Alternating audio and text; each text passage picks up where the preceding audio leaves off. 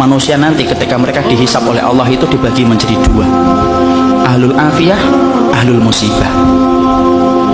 Ahlul afiyah itu siapa? Orang yang jarang diuji dengan sakit, orang yang jarang mendapatkan ujian dalam kehidupan, jarang mendapatkan kesempitan. Namanya apa? Ahlul afiyah. Ada yang kedua, ahlul musibah. Ahlul musibah itu siapa?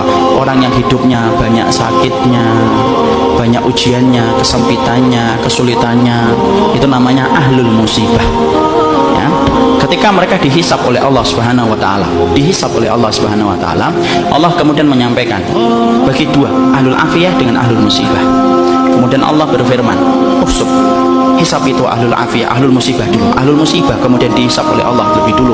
Para malaikat menghitung satu persatu perbuatannya dan menghitung bagaimana ujian yang dia rasakan dalam hidup ketika bersabar.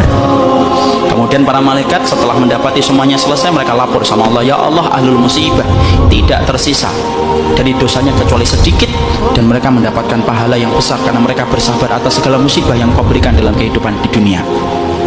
Antum tahu? Allah kemudian berfirman, "Utuhum salasan." Kasih mereka tiga perkara: khairan, mangzilah, dan afiyah. Khairan, beri mereka kebaikan. Kebaikan kalau di akhirat apa? Surga. Beri mereka yang kedua, mangzilah. Mangzilah itu apa? Tempat yang paling tinggi di surga. Tempat itu tidak bisa diperoleh dengan sholat. Tempat itu tidak bisa diperoleh dengan sedekah. Tempat itu tidak bisa diperoleh dengan haji dan umrah. Tempat itu hanya bisa diperoleh bagi orang yang mereka diuji oleh Allah dalam hidupnya dan dia bersabar. Dan yang ketiga, afiyah. Kasih mereka kekuatan untuk menggantikan kekuatan yang aku ambil ketika aku menimpakan musibah kepada mereka.